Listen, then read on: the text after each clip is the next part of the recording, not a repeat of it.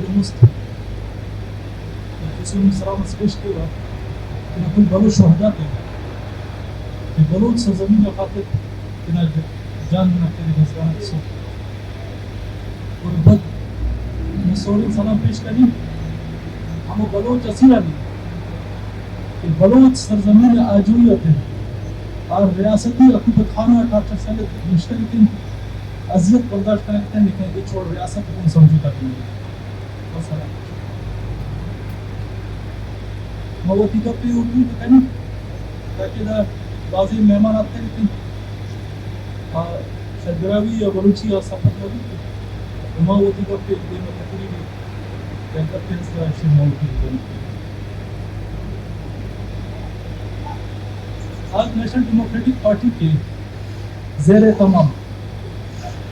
بابا مری کے 10ویں برسی کے بابا ایک پروگرام بیابی منعقد کیا گیا ہے. میرے لیے نہایت مشکل ہو رہا ہے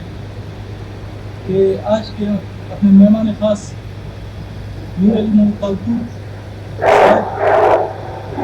اپنے استاد پروفیسر منظور بلوچ اور اپنے مہمان جو لیڈرس نے بابا مری کے بارے میں باتیں کی میں بابا مری کے متعلق کچھ باتیں رکھ سکوں لیکن سیاسی پروٹوکول ہے جس کی وجہ سے ہونا یہ چاہیے تھا کہ مجھے پہلے بلایا جاتا لیکن اس سیاسی پروٹوکول کی وجہ سے مجھے آج یہ آخری جو اسپیچ ہے وہ مجھے دیا گیا ہے. لہذا میں اس فریضے کو اس ذمہ داری کو نبھاتے ہوئے آج یہاں پنڈال میں موجود نیشنل ڈیموکریٹک پارٹی کے حوالے سے اور بابا مری سے ہماری جو وابستگی ہے جو ان کے فلسفے سے جو ہماری وابستگی ہے اس فلسفے کو اس تعلق کو آج بیان کریں گے.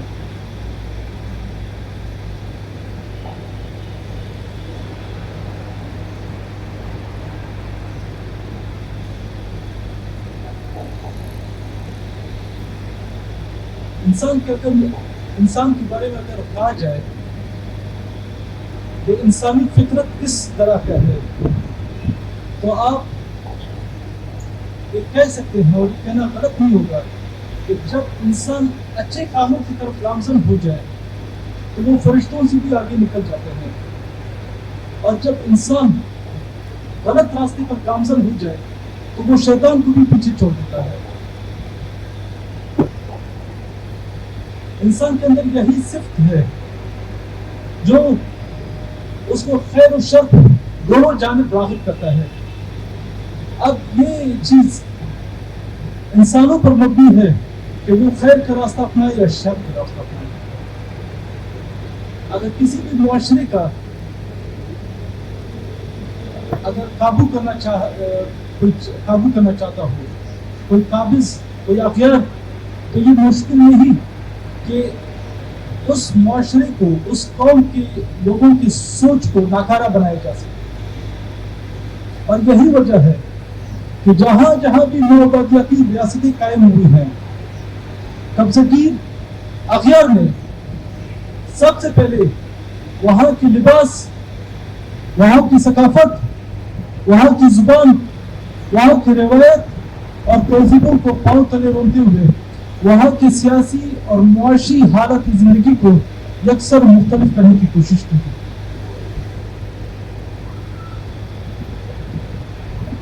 نوآبادیاتی ریاستوں نے ہر ممکن کوشش کی ہے کہ نوجوانوں کو اپنے کنٹرول میں رکھ سکے اور کنٹرول میں رکھنے کے لیے وہ سب سے پہلے اس معاشرے کے اندر ایک ایسے طبقے کو جنم دے دیتے ہیں جو عیش و عشرت کو اپنا مقصد بنا دیتے ہیں. جب عیش و عشرت پر وہ معاشرہ جب اس کے لیے مقصد وہ بن جاتا ہے عیش و عشرت بن جاتا ہے تو وہ پھر اپنے حقیقی مقصد سے آہستہ آہستہ کنارہ کش ہونا شروع ہو جاتا ہے اور وہ معاشرہ آہستہ آہستہ بانجھپن کی طرف چلا جاتا ہے جو سیاسی حوالے سے زرخیز کردار پیدا کرنا ختم کر دیتا ہے. لہذا جن اقوام نے غور و فکر کے ذریعے سوچنے کے عمل کو زندہ رکھتے ہوئے انہوں نے ایسے کردار پیدا کیے، عملی طور پر انقلابی طور پر جدوجہد کی ہے۔ ان معاشروں نے باقاعدہ اپنے آپ کو اس غلامی کی زنجیروں سے نکال باہر کر دیا، ان غلامی کی ان زنجیروں کو توڑ دیا جن قوموں نے غور و فکر کے ذریعے جو ہے باریکیوں کی طرف، وہ چھوٹی چھوٹی چیزوں کو جو ہے نظر انداز انہوں نے نہیں کیا، بلکہ ایک ایک چیز کو باریکیوں سے دیکھتے گئے، انہوں نے جڑ سے اس غلامی کو نکال باہر کر دیا۔ آج جتنے بھی نوآبادیاتی ریاستیں ہیں، اس کا جو سب سے بڑا ہتھیار ہے وہ تشدد ہے، جبر ہے۔ اس کی کوشش یہ ہے کہ میں اپنے نوآبادیات کو، میں اپنے اس قبضہ گیر علاقے کے جو باشندے ہیں، جو رہنے والے ہیں، اس کو جبر و تشدد کے ذریعے اتنا مجبور کر دوں کہ وہ بغاوت اور مزاحمت کا وہ سوچ بھی نہ سکے، کیونکہ جبر و تشدد نفسیاتی حوالے سے کسی بھی قوم کو اس کی مزاحمت کو کمزور کرنے کے لیے جو ہے نوآبادیاتی ریاستوں کا اور سامراجی ریاستوں کا ایک بہترین اوزار، ایک بہترین ہتھیار رہ چکا ہے۔ لیکن تشدد کے رد عمل میں جن اقوام نے اپنے لیے کاؤنٹر بنائے، بہترین منصوبہ بندی قائم کی، بہترین حکمت عملی بنائے اور بہترین ٹیکنیک کے ذریعے سے انہوں نے تشدد کا مزاحمت کیا، تو ان اقوام نے باقاعدہ اپنی آزادی بھی حاصل کر لی اور اپنے آپ کو اس ظلم سے، ان زیادتیوں سے اپنی قوم کو نجات بھی دلا۔ آج ریاست پاکستان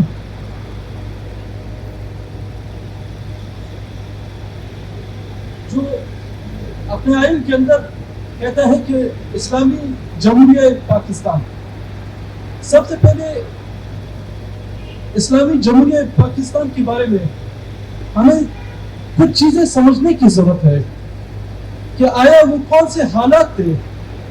کہ ایک اسلامی جمہوریہ بنانے کی ضرورت پڑی۔ اس وقت برصغیر کے کیا حالات تھے، وہ کیا واقعی جو مطالعہ پاکستان میں ہمیں پڑھایا جاتا ہے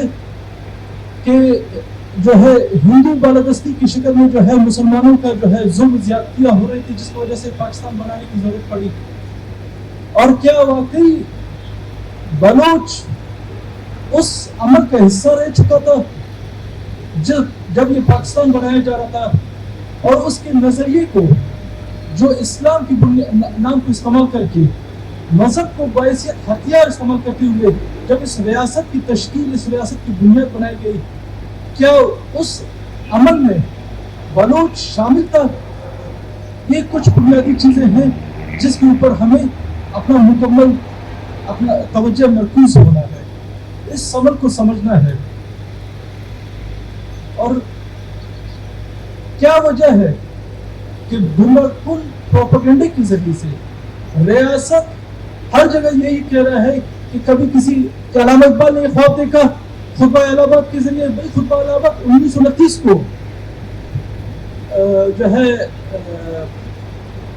علامہ اقبال نے اگر خطاب کیا ہے، آپ کو مطالعہ پاکستان میں پڑھتے ہیں تو 1933 میں یہی علامہ اقبال سارے جہاں سے اچھا ہندوستان ہمارا کے نام سے ایک باقاعدہ نظم بناتا ہے۔ عجیب سا ملک ہے، سمجھ میں نہیں آتا کہ اس کے بنیاد، اس کے بانی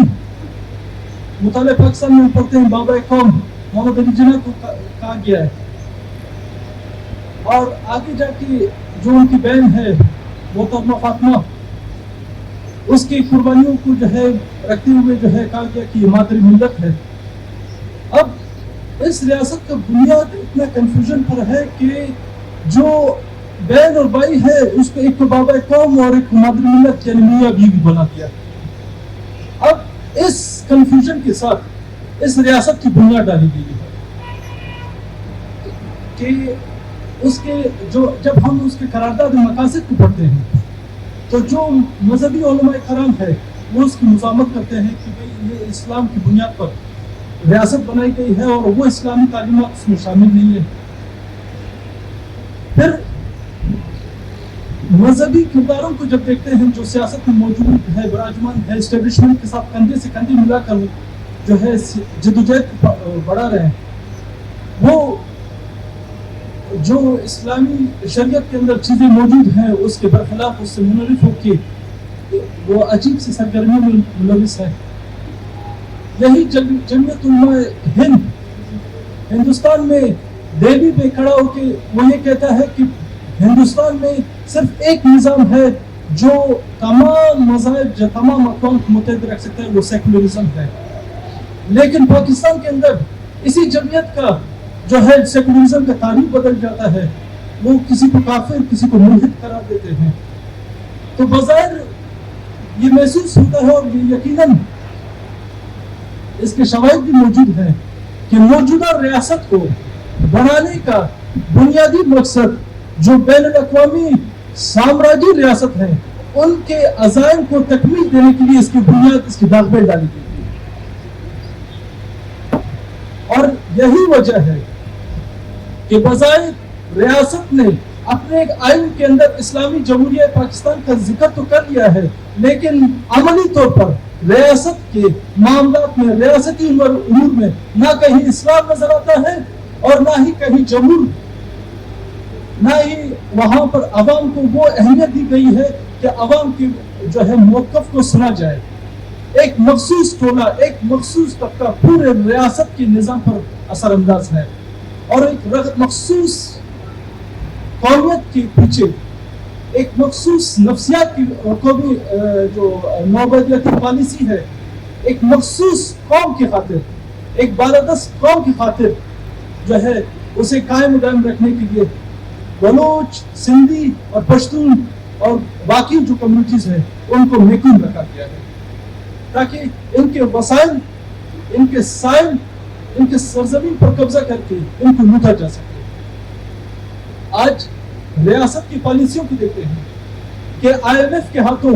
وہ کس طریقے سے گرگٹ کی طرح ہر روز اپنے پالیسیاں بدل رہا ہے، کیونکہ یہ اپنے کنٹرول میں نہیں ہے. یہ عالمی سامراج کا بنایا گیا ایک ریاست ہے اور آج ایک کرائے کی فوج کو اس میں بٹھایا گیا ہے اور اس کرائے کی فوج کے ذریعے سے عالمی سامراج اپنے مفادات پورا کر رہا ہے اور وہ کرائے کی فوج آج پنجاب کے معیشت جو ریڑھ کی ہڈی ہے اس کو مضبوط کرنے کے لیے بلوچستان کے سائل وسائل کو لوٹ رہا ہے، اس کے مادی وسائل کو لوٹ رہا ہے اور گمراہ کن پروپیگنڈوں سے، گمراہ کن نظریوں سے وہ جو ہے باقاعدہ جو ہے اپنے جو استحصالی عزائم ہے اس کو پایہ تکمیل تک پہنچانے کی کوشش کر رہا ہے. اور یہی وجہ ہے کہ جب بلوچ تعلیم کی طرف جاتا ہے،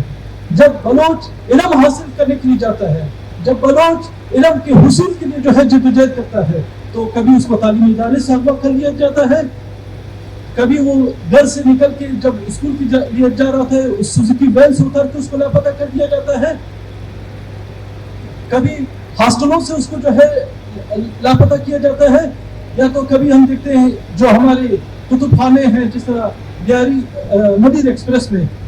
ظہور شاہ اشمی لائبریری کو جو ہے مسمار کرنے کی جو ہے سازشیں ہو رہی تھی. یہ وہ کالونیل پالیسیاں ہے جس کو سمجھنے کی ضرورت ہے کہ وہ کس طریقے سے ہمارے ذہنوں کے ساتھ کھیل رہا ہے، ہمارے نفسیات کے ساتھ کھیل رہا ہے، وہ کس پالیسی کے تحت، وہ کس طریقے سے، کس گمراہ کن پروپیگنڈوں کے ذریعے سے وہ بلوچ کو اس کے سرزمین سے بے دخل کر رہا ہے. آج بیریا ٹاؤن کی مثال آپ کے سامنے ہے کہ کاٹور میں جو بلوچ اور سندھیوں کی سرزمین ہے، جو آبائی سرزمین ہے، جہاں ہزاروں سالوں سے ان کی شناخت موجود ہے، ان کے قبرستان وہاں پر موجود ہے، آج بیریا ٹاؤن کی شکل میں ہم دیکھتے ہیں کہ کس طریقے سے ان کو بے دخل کر کے ان کی زمینوں کو قبضہ کیا گیا. آج مبین کے اندر، لداخ کے اندر مزید اس کو ایکسٹینشن دیا جا رہا ہے. آج ڈیرہ غازی خان سیمنٹ فیکٹری کو ہم دیکھ رہے ہیں کہ کس طریقے سے ہب چوکی میں اس نے 20,000 ایکڑ زمین قبضہ کی ہوئی ہے. اب پٹا سیمنٹ فیکٹری کو باقاعدہ 50,000 ایکڑ زمین لینڈ ایکوائر کر کے دیا جا رہا ہے. اب موجودہ باقاعدہ جو ہم دیکھ رہے ہیں کہ سوراب پورٹ سے منسلک ہب چوکی کے علاقے میں 40,000 ایکڑ زمین کو DHA کے کنٹرول میں دیا جا رہا ہے. اسی طرح کرتے جب ہم بلوچ سرزمین کے دیکھتے ہیں تو بلوچ کی اکثریت کی جو آبادی ہے اس کے پاس آج صرف 5% جو ہے علاقے کا کنٹرول ہے، باقی 90 اور 95% علاقے کا جو کنٹرول ہے آج ریاست نے، سرکار نے DHA کے نام پر، کینٹ کے نام پر، نیوی کے نام پر، فارسٹ کے نام پر، وائلڈ لائف کے نام پر مختلف سرکاری محکموں کے ذریعے بلوچ کی سرزمین کو اس نے قبضہ کیا ہوا ہے۔ اور جو سب سے بڑا ہتھیار جو اس نے استعمال کیا ہے وہ لینڈ ایکویزیشن ایکٹ 1894 کا وہ کالا قانون ہے، جس سے وہ جہاں پر بھی چاہے، جس کی سرزمین کو قبضہ کرنے چاہے وہ آسانی سے قبضہ کر سکتا ہے۔ یعنی ریاست نے 11 اگست 1948 کو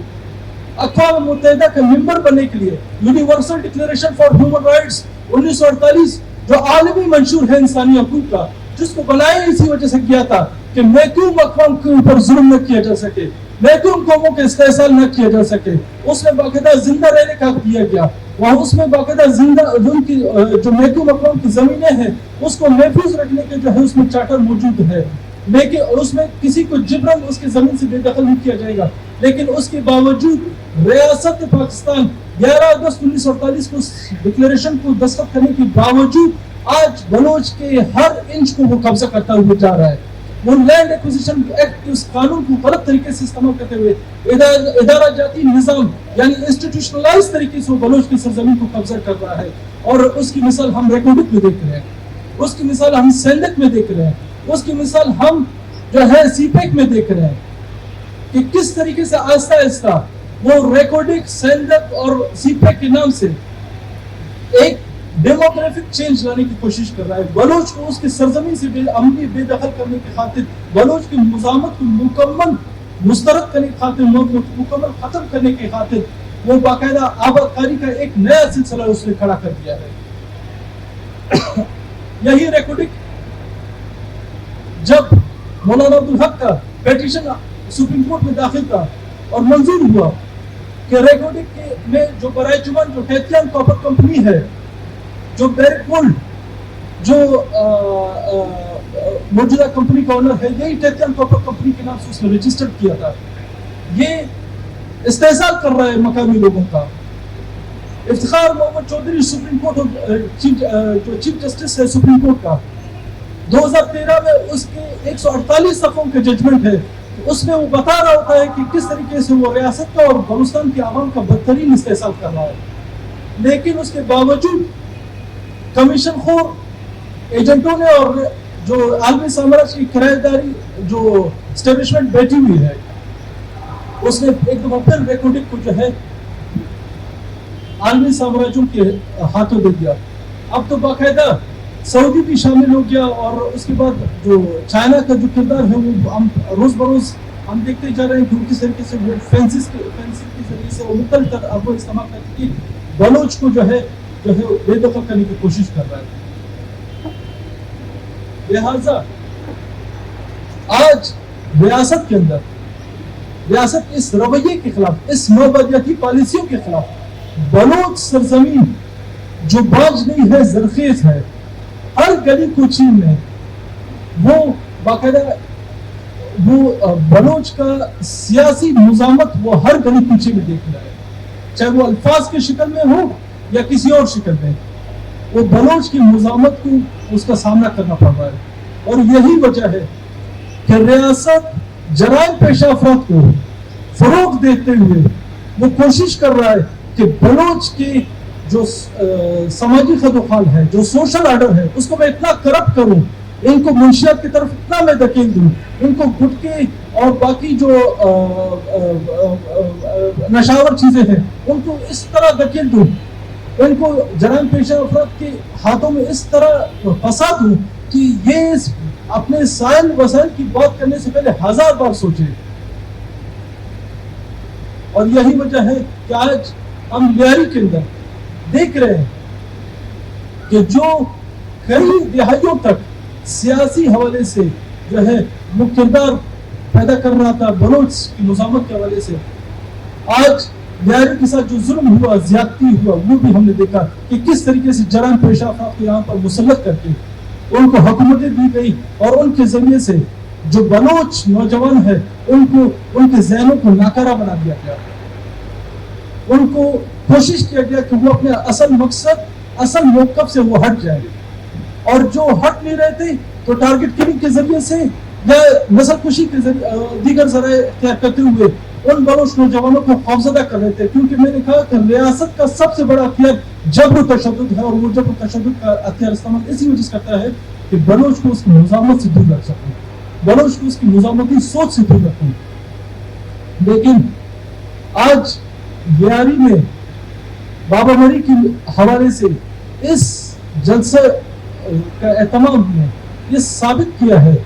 کہ لیاری بانجھ نہیں ہے. لیاری آج بھی زرخیز ہے. ریاست جتنا کوشش کرے وہ لیاری کو بانجھ کرنے کی کوشش کرے, لیکن لیاری بانجھ نہیں ہوگا. یہ سیاسی کردار پیدا کرتا رہے گا. بابا مری کے فلسفے کے جو پیروکار ہیں وہ اس پیروکاروں کو پیدا کرتے رہے گا, اور بلوچ مذاہبت میں جو ہے اس کا کردار ہے وہ باقاعدہ جو کردار بلوچستان کی تمام علاقوں سے جو آوازیں گونج رہی ہیں وہی آواز ہم آج بیاری کے اندر بھی سن رہے ہیں. لہٰذا کسی بھی طریقے سے بیاری ہم سے الگ نہیں, ہم سے جدا نہیں. لہٰذا ان حالات میں ضرورت ہے کہ ایک انقلابی جماعت کی ضرورت ہے, ایک انقلابی جماعت کی ضرورت ہے جو عوام کو سیاسی طور پر منظم کر سکے. ان کے ذہنوں میں جو گمراہ کن پروپیگنڈے ہیں, کنفیوژن ہے, جو ابہام پیدا کیے گئے ہیں, دیدہ دانستہ ابہام پیدا کیے گئے ہیں, ان کو جو ہے ان ابہام کو ختم کرنے کے لیے ایک انقلابی سیاسی جماعت کی ضرورت ہے جو بلوچ کو, بلوچستان کے عوام کو, یا اس بلوچ سرزمین میں جہاں پر بھی بلوچ بیٹھا ہوا ہے, چاہے لیاری میں بیٹھا ہے, چاہے گڈھا میں, چاہے ندی میں, ان کو سیاسی آگاہی دے, ان کو ان ریاستی پروپیگنڈوں سے, ان گمراہ کن پروپیگنڈوں سے جو ہے ان کو آگاہ کرے. اور یہ کام صرف ایک سیاسی جماعت کر سکتی ہے, اور یہی نیشنل ڈیموکریٹک پارٹی کا بیڑا ہے جو اس نے اٹھایا ہے کہ جہاں پر بھی کوئی بھی بلوچ ہوگا وہ بابا مری کے فلسفے کی روشنی میں وہ بلوچ کو ریاستی جو گمراہ کن پروپیگنڈے ہیں ان کے حوالے سے ان کو آگاہی دیتا رہے گا. لیکن اس کے لیے ضروری ہے کہ تنگ نظری کا مکمل خاتمہ کیا جائے.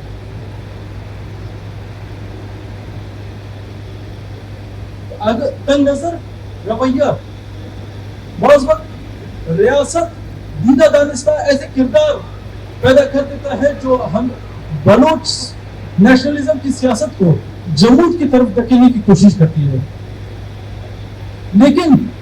کچھ ہمارے ایسے نادان دوست بھی ہیں جو اپنے نادانی میں کچھ ایسے حرکت کر جاتے ہیں کہ اس کا بالواسطہ فائدہ ریاست اور ریاست کے ایما پر چلنے والے وہ ایجنٹ جو ان کی پشت پناہی پر جرائم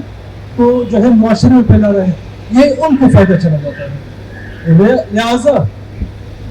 اس وقت جتنے بھی انسان دوست سیاسی جماعتیں ہیں ان کی ذمہ داری ہے, چاہے وہ بلوچ قوم پرست سیاسی جماعتیں ہوں جو بابا مری کے فلسفے فکر سے منسلک ہوں, جو سیکولر بنیاد پر نیشنلزم کی سیاست کر رہے ہوں, ان کو ضرورت ہے کہ وہ ایک ہم-آہنگی پیدا کرتے ہوئے ایک دوسرے کے جو ہے ہاتھوں میں ہاتھ مضبوط کرتے ہوئے اس جدوجہد کو بڑھائے. کیونکہ بنیادی طور پر ہم سب کا جو مقصد ہے وہ انسان کی فلاح و بہبود کا ہے, اور یہ تب ممکن ہوگا جب انسان مکمل طور پر آزاد ہوگا, وہ اپنے سوچنے کے عمل میں آزاد ہوگا, جب وہ اس کو اظہار رائے کا موقع دیا جائے گا, جب اس کے پاس پلیٹ فارم پر موجود ہوگا اور تنقیدی شعور کی بنیاد پر وہ چیزوں کو بیان کرے گا, تو یقیناً جو ہے ہم اس انسانیت کی فلسفے کی طرف گامزن ہو جائیں گے جو بابا مری اپنے مختلف انٹرویوز اور پروگرام میں کہتے رہتے ہیں.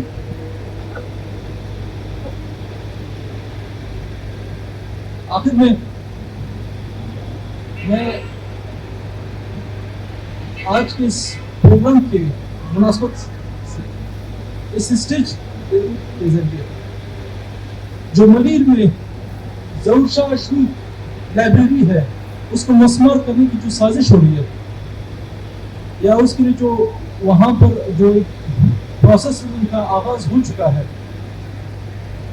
نیشنل ڈیموکریٹک پارٹی اس کی بھرپور مذمت کرتا ہے, اور نہ صرف مذمت بلکہ عملی طور پر وہ ظہور شاہ ہاشمی لائبریری کی حفاظت اور اس کو بچانے کے لیے وہ ہر فورم پر اپنا آواز بلند کرے گی اور اپنا کردار کو वो निभाए। उसके बाद बलोच यकजहती कमेटी के वो उन रहनुमाओं जिनके खिलाफ कोयटा में FIR दर्ज किए गए हैं, जो हालिया जो प्रेस क्लब की तालाबंदी का इल्ज़ाम लगाया गया, रोड ब्लॉक का इल्ज़ाम लगाया गया, national democratic party Bloch यकजहती committee के उन रहनुमाओं पर दर्ज FIR रियासती की इस हथकंडी को एक ऊंचा फंडा समझते हुए उसकी मजम्मत करता है। और आज इस पंडाल में मौजूद अपने मेहमान खास मुनीर अली कालपुर साहब, मेरे निहायत करीबी दोस्त इमरान बलोच एडवोकेट जो कोयटा से आए, मेरे उस्ताद प्रोफेसर मंजूर बलोच साहब जो कोयटा से तशरीफ लाए, हमारी जो जर्नलिस्ट है मोहतरमा बेंगस, और मेरे दोस्त और आवामी वर्कर पार्टी के रहनुमा और कराची बचाओ तहरीक के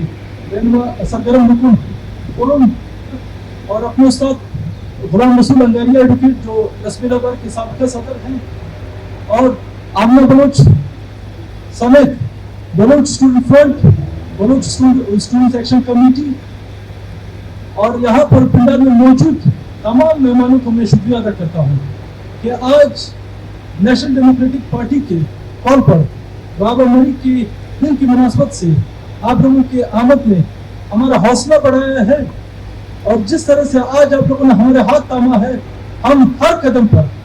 हम इंशाल्लाह यहाँ लियारी के और कराची के हर बलोच हर इंसान दोस्त के साथ होंगे, जो भी इंसानी हकूक के हवाले से अपना आवाज़ बुलंद करेगा हम उसका साथ देंगे। जो जहाँ पर भी कोई मजलूम होगा, चाहे वो बलोच की शक्ल में हो, चाहे सिंधी की शक्ल में या किसी भी शक्ल में हो, हम हर उस मजलूम का साथ देंगे और उस पर हिमायत करेंगे। आखिर में मैं प्रोग्राम का इख्तिताम में